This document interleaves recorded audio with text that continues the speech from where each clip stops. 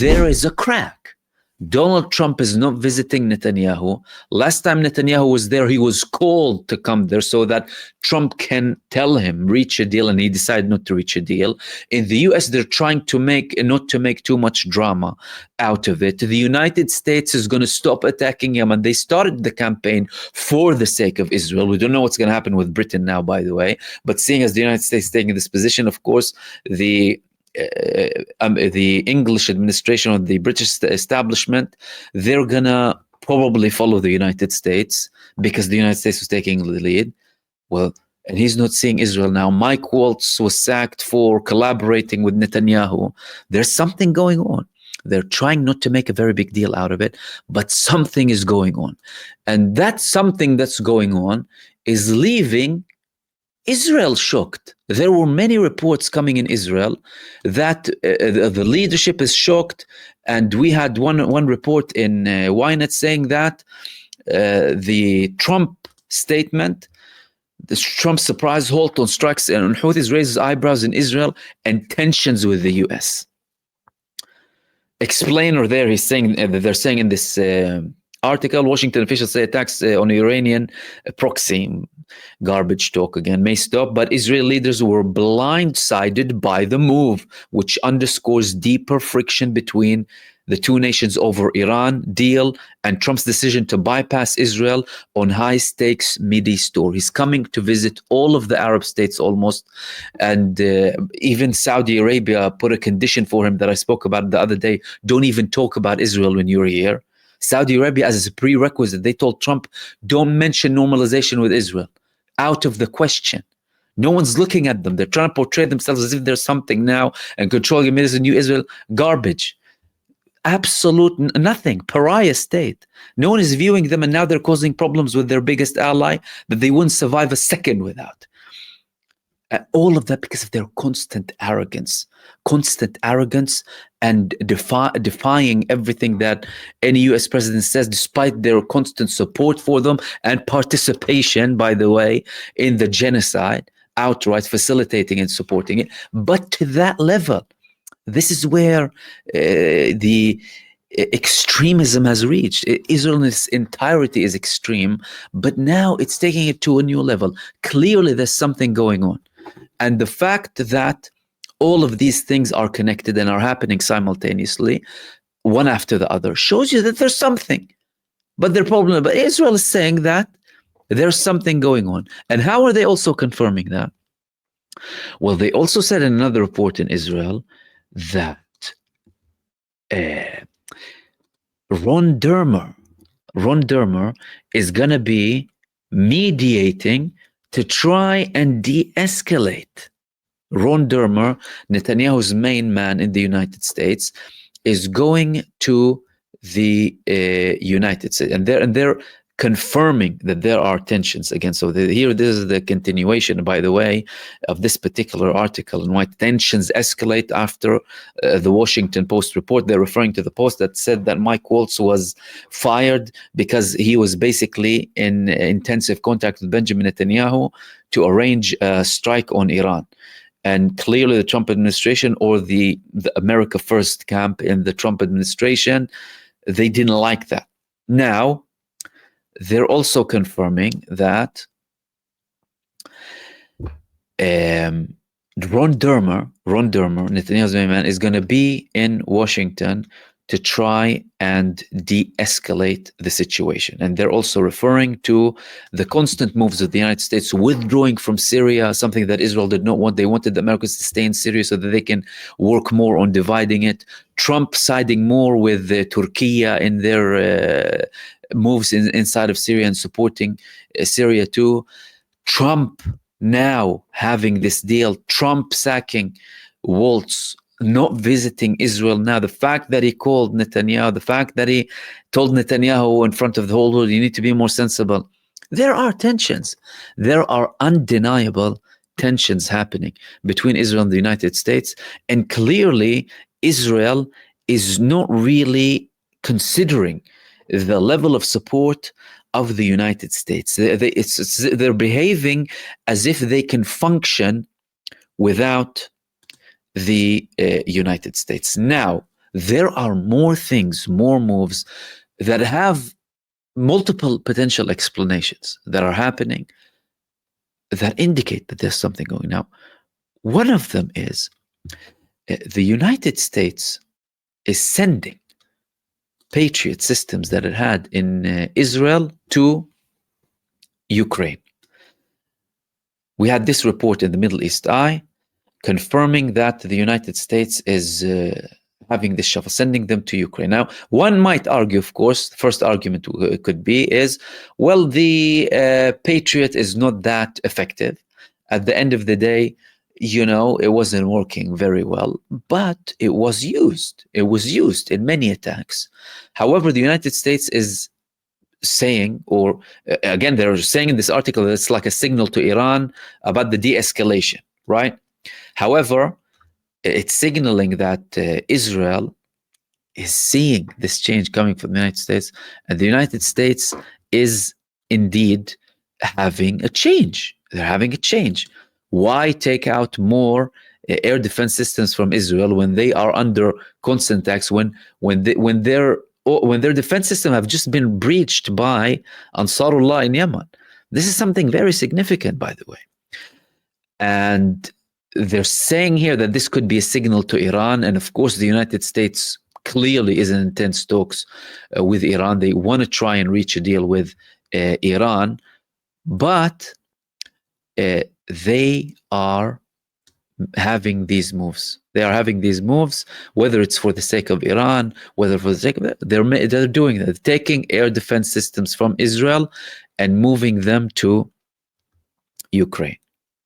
Now, we've had other important developments that are directly linked to Yemen. And one of them, of course, one of the main developments is the Israeli attack. Israel carried out another attack in Yemen today. They attacked Sana'a, and they attacked multiple places.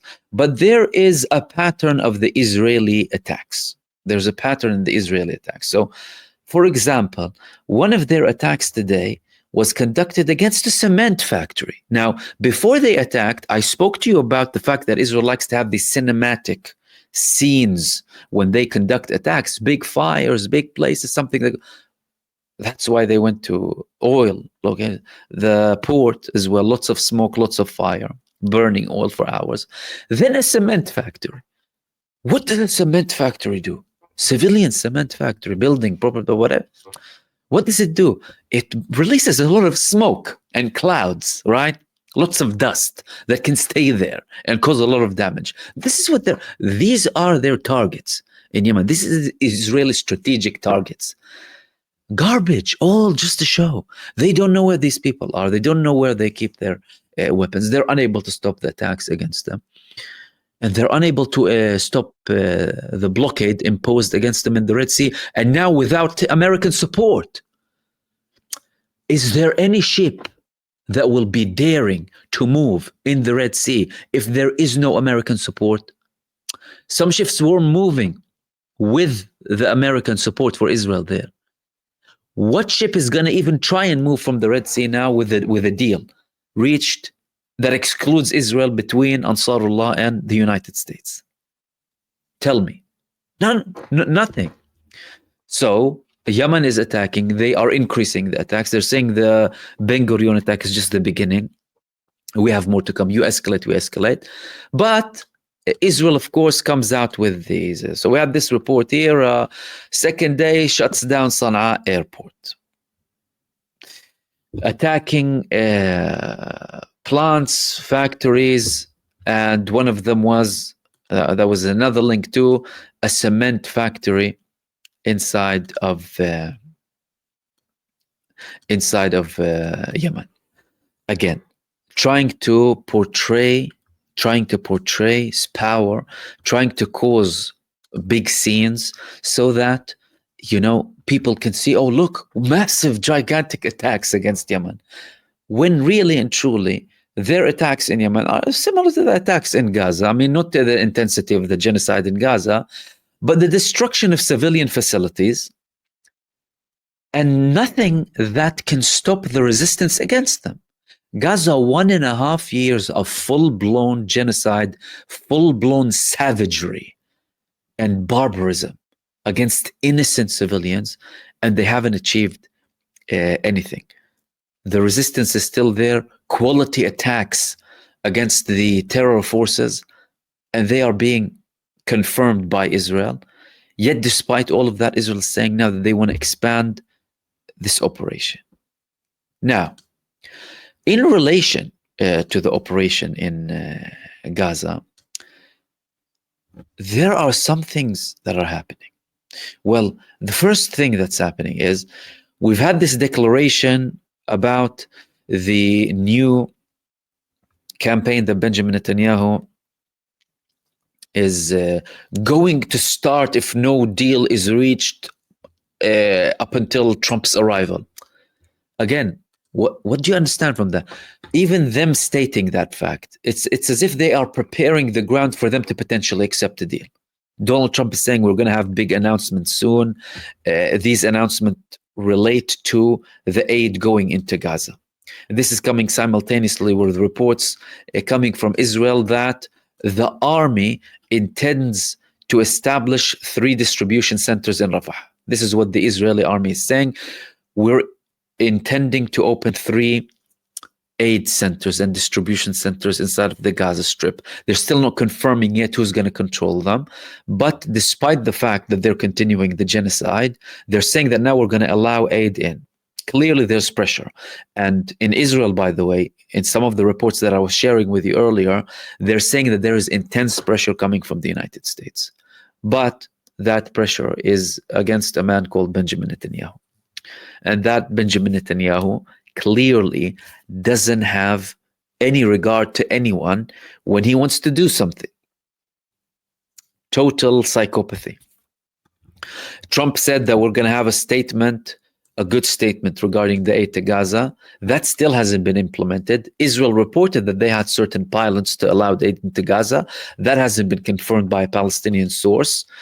However, they're stating this, that in the next few days, something might come in. But Netanyahu's main allies inside of Israel are still insisting that there's going to be an enormous campaign and this is going to go and wipe out Hamas.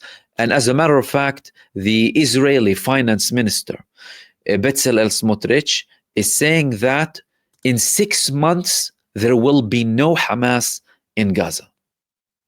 After more than 1.5 years of war, and after the cabinet approved the expansion of the fighting, the finance minister described the picture of victory in his eyes, saying that Gaza will be completely destroyed. Its citizens will concentrate south of the Morag and start leaving to other countries. They will despair. And they will be in a state of like catastrophe. He's saying that, you see, this savagery is barbarism. It's supported by your politicians and your leaders. If you're living in any country that supports this abhorrent barbarism that this genocidal entity is conducting, not only against Gaza, but against everyone in the region, sitting there causing problems after problems.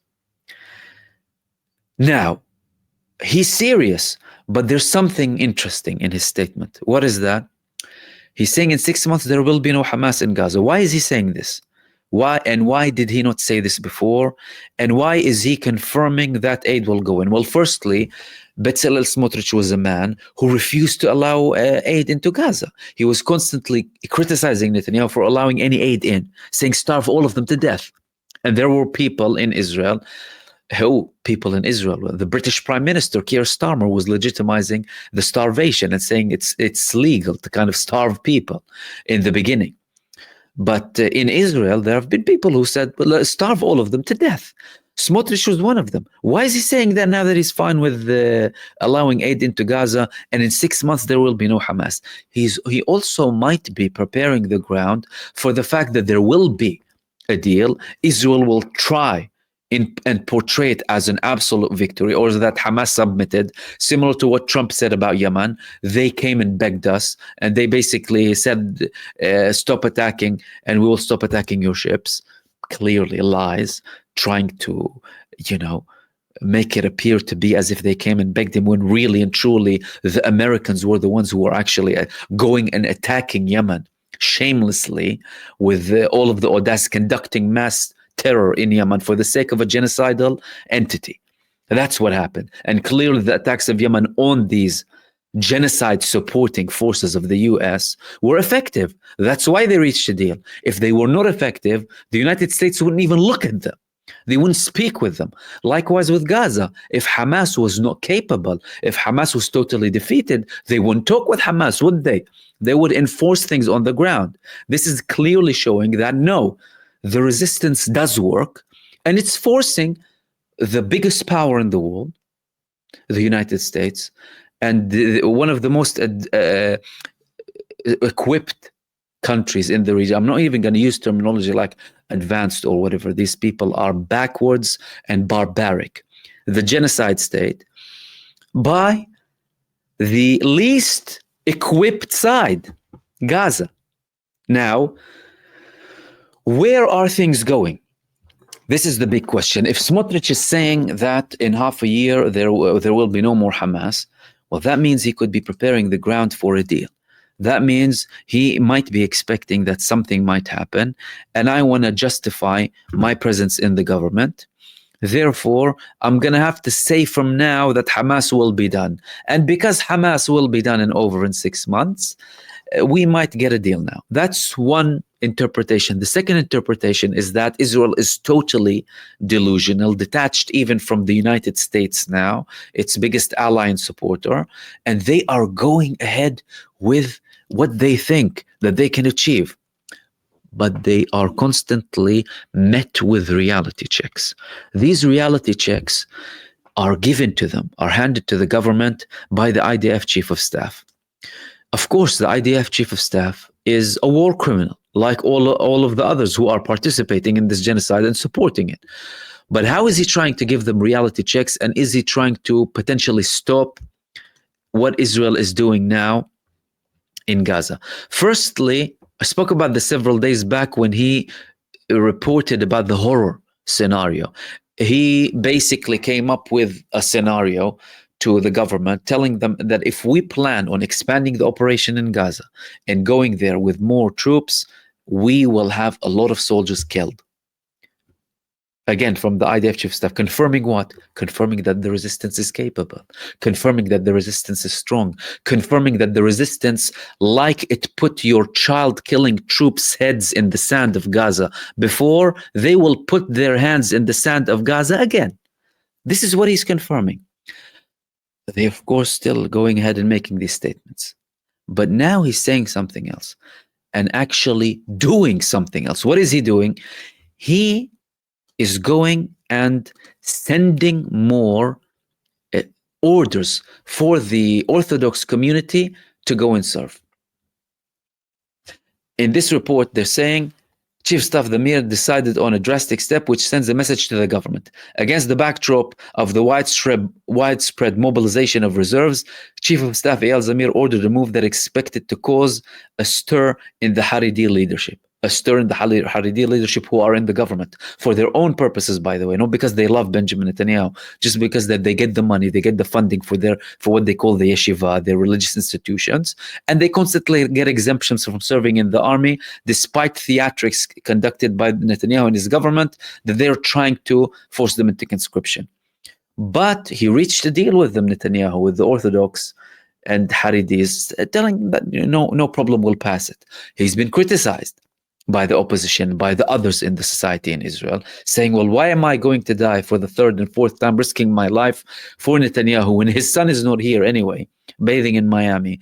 And over half of the state almost are getting an exemption for religious purposes.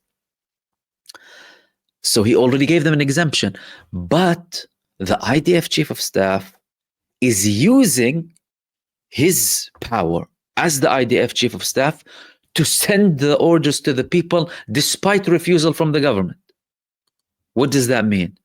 That means that there are tensions between these people. That means he's doing something that could increase the tensions between Benjamin Netanyahu and key elements that hold his coalition together. Again, not necessarily for liking Netanyahu, by the way, for their own interest. These people, some of the religious groups leaders in the Israeli government, they were arrested for corruption, by the way, money and stuff. So they just want their money and they want to have exemption and they want to be funded by the state without serving. It's something that, of course, the rest of the society views as a strain and double standards and hypocrisy. Why are you doing that? Now he's sending the orders to them in defiance of the Israeli government and in defiance of Benjamin Netanyahu. Now,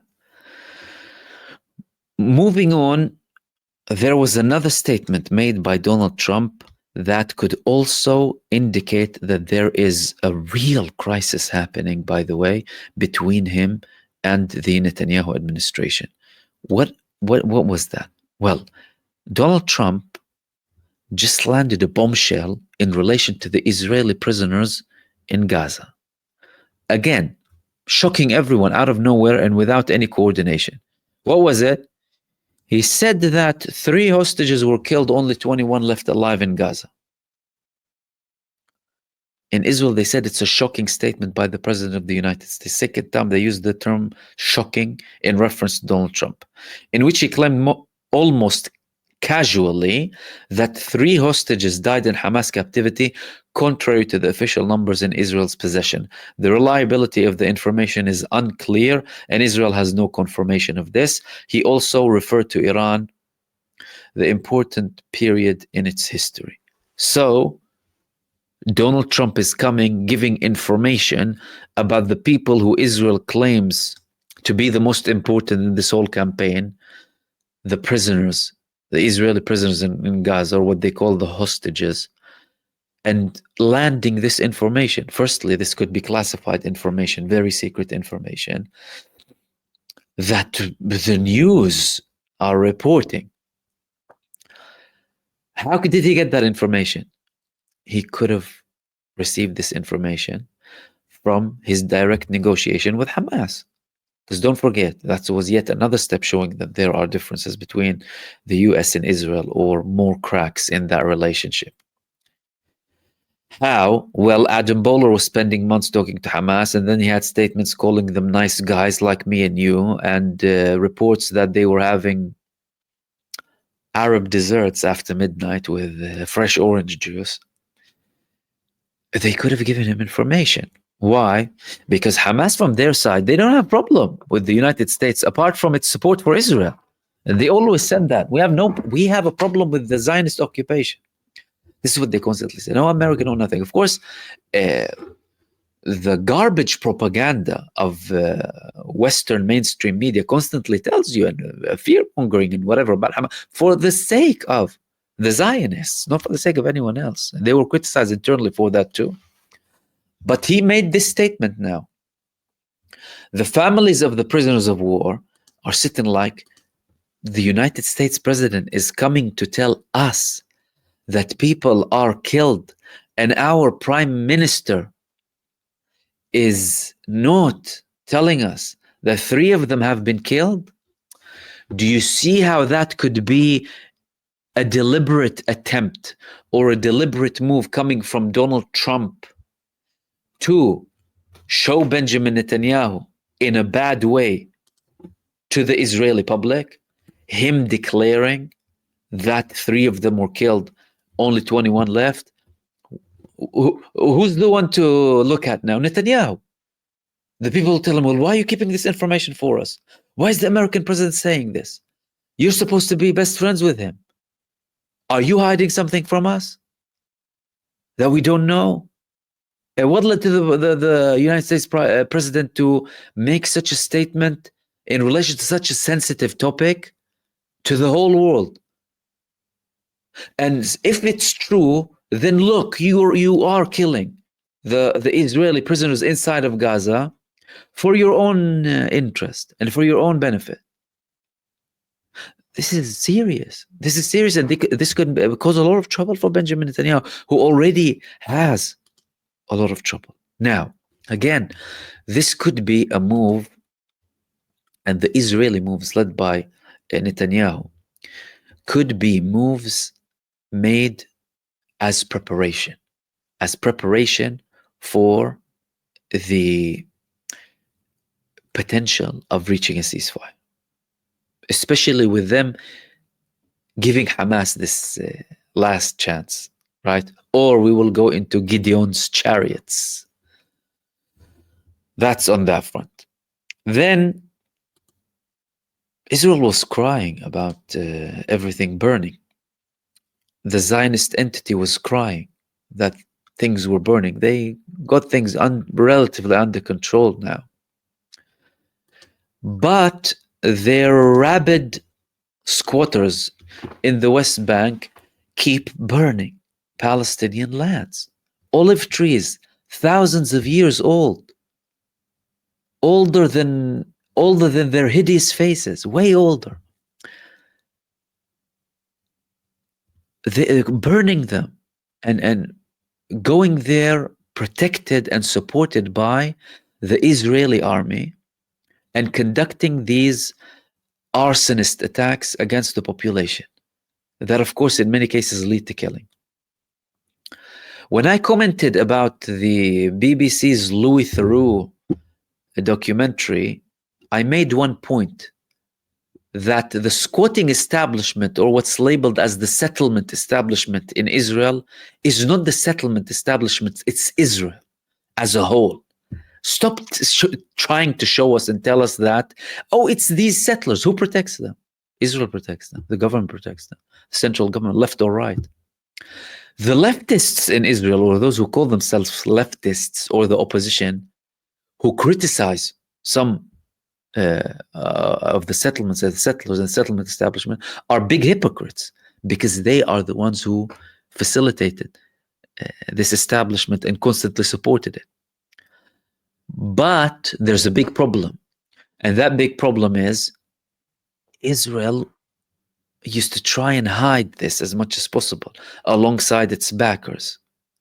But now the problem is that these people in power, and they're portraying things as they are. And from an Israeli perspective, that's problematic.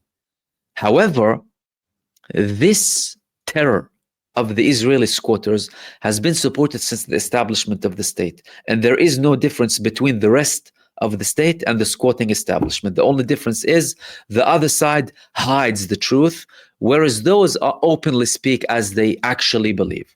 The others might, try and hide it, say, oh no, it's not good for the PR, let's hide it, let's cover up. But no, the settlers tell you, this is us, this is our establishment, and this is what we do. Then,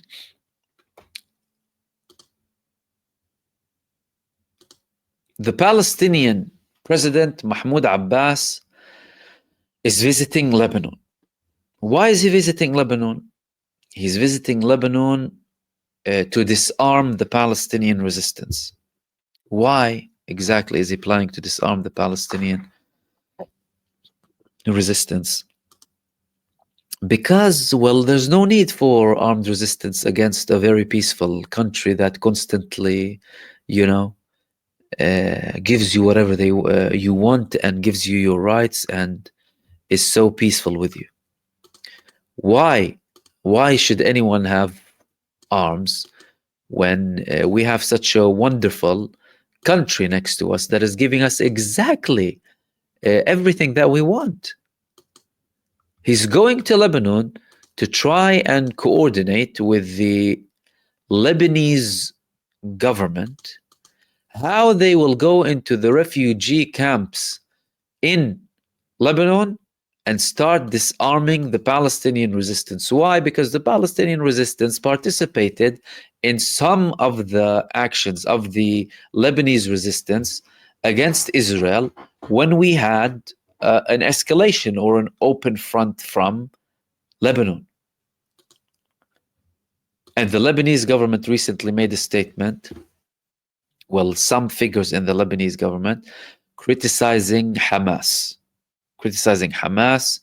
and now the Palestinian president is coming to Lebanon and saying this. But there's a very big problem, and you know what that problem is? That problem is the president, firstly, has no popularity or support in Palestine, let alone in Lebanon.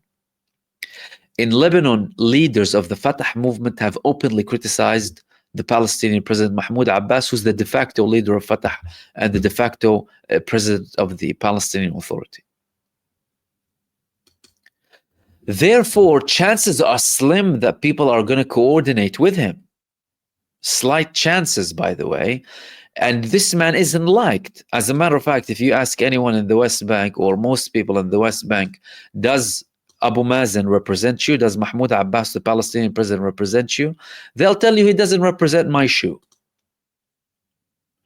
Now, good luck to him trying to convince those in Lebanon to disarm or what have you. Again, unless it's part of a bigger strategy coming in Lebanon to defend Lebanon as a whole and to stop these aggressions that are coming. I mean, some people are talking about disarming and disarming. This is when everything is violated by the satanic state next to them, constantly being attacked by them, constantly being bombed by them, and they're going and saying, oh no, we should stop the resistance. Well, are you thinking straight? Who are you working for exactly? And this man, who's, by the way, a billionaire, his children are billionaires, they own hotel chains, lots of money. As a matter of fact, even the UAE, one of the UAE representatives in one meeting that they had with the Arab states called them the authority of Alibaba and the 40 thieves, because of how corrupt they are and how much they steal money. That's the reality of the Palestinian Authority led by Abu Mazen Mahmoud Abbas. And he's going to Lebanon. Good luck succeeding with that. But again, it shows you how misled and misguided and astray many of the Arab countries are in terms of leadership and people leading them. Again, a genocide happening for 1.5 years. Who's acting? Who's doing anything? Yemen. That's it. As in the whole country. Of course, we had the Lebanese resistance at one point, some movements in Iraq too, and Iran participated too. Iran, of course, has the overall support as well, which is a very important factor as well. But no, some countries know that their priority is, oh no, stop doing anything. What has the other side given you? Any sort of what? Peace offers, or what? What did they give you? These people are supremacists by nature, supported by powers who are supremacists by nature. They view you as nothing. They look down at you. They look at you and laugh. And you're trying to please them? Are you even thinking? Plus, who on earth goes and gets rid of their power cards when they want to negotiate with someone? Whether it's in business or in politics or in anything.